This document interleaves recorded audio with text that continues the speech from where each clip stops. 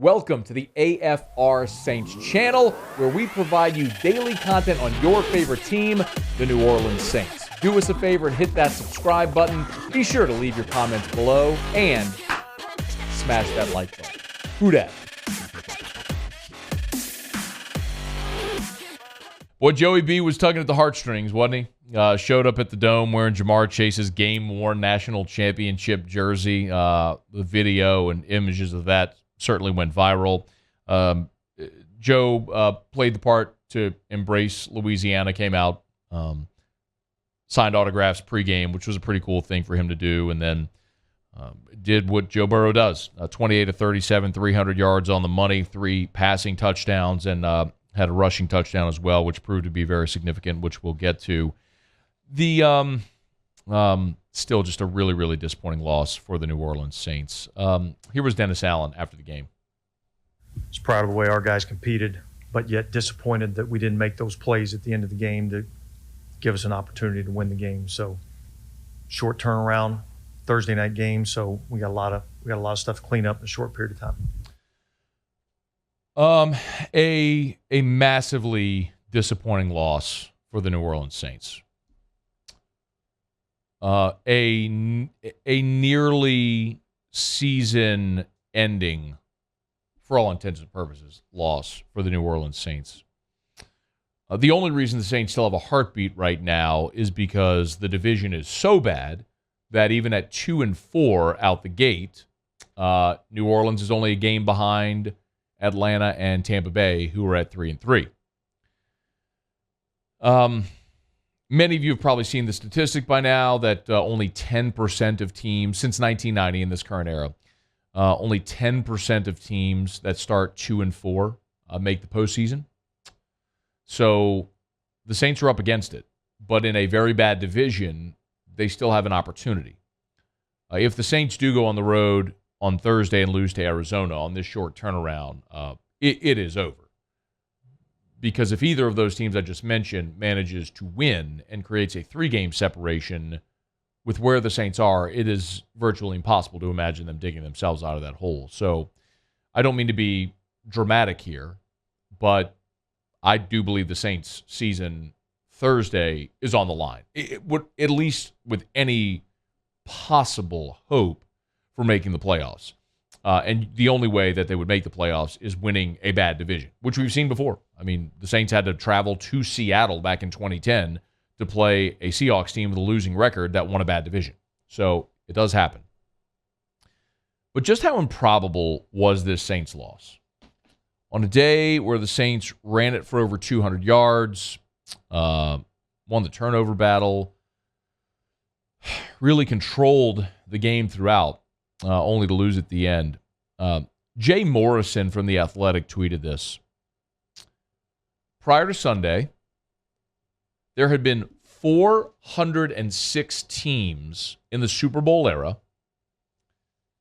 who gave up at least 228 rushing yards, at least 26 points, and lost the turnover battle.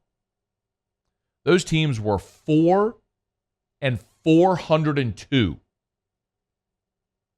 They're now 5 and 402 because the Bengals beat the Saints on Sunday. Unbelievable. That's in the Super Bowl era. Since 1967, the Super Bowl era. 406 teams prior to Sunday had done what the Saints did. And it only lost 4 times. So basically, that's about a once-in-a-decade loss on a day when the Saints really had to have it and couldn't pull it off.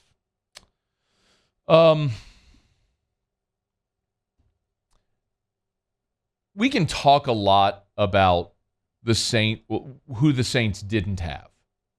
You didn't have your top 4 receivers. You didn't have your best cornerback. All that sort of stuff. And all that's valid, and none of it matters.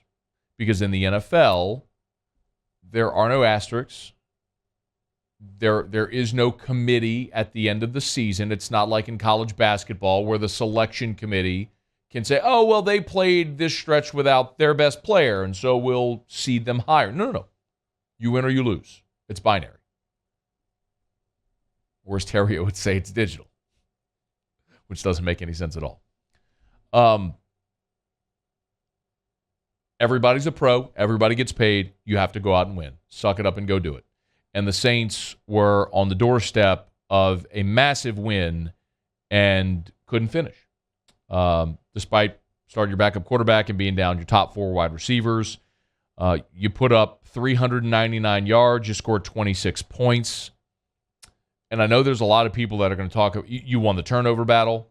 They gifted you a score with their fumble. You didn't even hit the returner.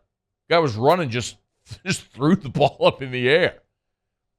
But a lot of conversation today is going to be about the red zone. And it was nauseating. The Saints have been one of the best red zone offenses and red zone defenses in the NFL this year. They've been top 5 in both.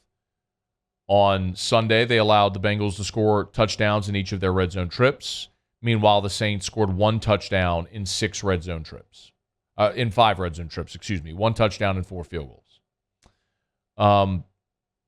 So yes, settling for field goals in the red zone killed you. It still shouldn't have mattered. Because we all agreed coming into this year that the strength of this team was the defense. Didn't we? Didn't we all understand coming into this season that the strength of this Saints team was going to be the defense? Where they've invested draft picks and money in free agency. They went and added Tyrann Mathieu and Marcus May at the safety spots. You had Marshawn Lattimore, who I know didn't play yesterday, but DeMario Davis, Pete Werner, all along that defensive front with first-round draft picks. We have talked so much about that Saints defense, which under Dennis Allen has been fantastic. And this year, they are just not. And that is the most concerning part of this. Because if your defense plays even adequately, you win the game. But your defense right now is allowing 26 points a game. That's 28th in the NFL out of 32 teams. You are one of the worst scoring defenses in the league despite all of the talent, all of the bodies, all of the money you've invested in that side of the ball. You are one of the worst in the league, and that's why you lost the game. Your offense put up 26 points at home. You got a turnover. That should have, you controlled the game, you controlled the clock, you ran for over 200 yards. That should have been enough to win that game, but your defense let you down. And listen, part of it, you tip your hat to Joe Burrow. Look, you're up 17-7.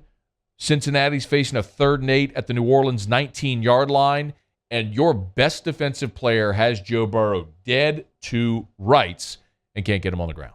Burrow trying to elude the pressure, and now he's going to take off and run it. He'll have a first down. He'll have a touchdown. I mean, you went from up 17-7 in that moment, potentially sacking Burrow, making a field goal attempt even more difficult, and potentially staying up a touchdown, 17-10, to allowing that 19-yard scramble. Good for Joey B. He's awesome. I mean, we all know that. We know he's awesome. But your best defensive player's got to get that dude on the ground. Didn't. Same thing in the third quarter. You're up 26-21. You got 3rd and 7 at the New Orleans 44. And Burrow, again, eludes pressure, finds Jamar Chase for 8 yards. That ends up being the possession where they kick the field goal to bring it within one score, to bring it inside of one score, and then set up their game winner. So you had your opportunities in that ball game, and your defense let you down. If Marshawn Lattimore plays, do they win? Maybe. Maybe Lattimore doesn't give up the 60-yarder to Jamar Chase. But you had 2 guys. You had Bradley Roby and Tyrann Mathieu, each with an opportunity to get Chase on the ground or out of bounds, and neither one could do it. I'm not saying it's easy. Jamar Chase is great. But you're NFL defenders. Get the guy on the ground. Get him out of bounds. And time and again, your defense let you down on Sunday, which is the most concerning thing. Look, there's good. I thought Rashid Shaheed getting the 44-yard touchdown was phenomenal. That dude is fast. They found another gem in that guy. A little jet sweep action. I mean, isn't that a case in point of nobody cares about your injuries? You're down Deontay Hardy. So you elevate an undrafted rookie free agent, Rashid Shaheed. You give him the ball in a jet sweep, and he goes for 44 yards and a score. Looked like he belonged, didn't he? I mean, that's got to be the reality. I mean, you had Chris Harris running. I mean, Chris Harris has been on his roster for 10 days. I mean, he's already out there playing in like real meaningful moments defensively.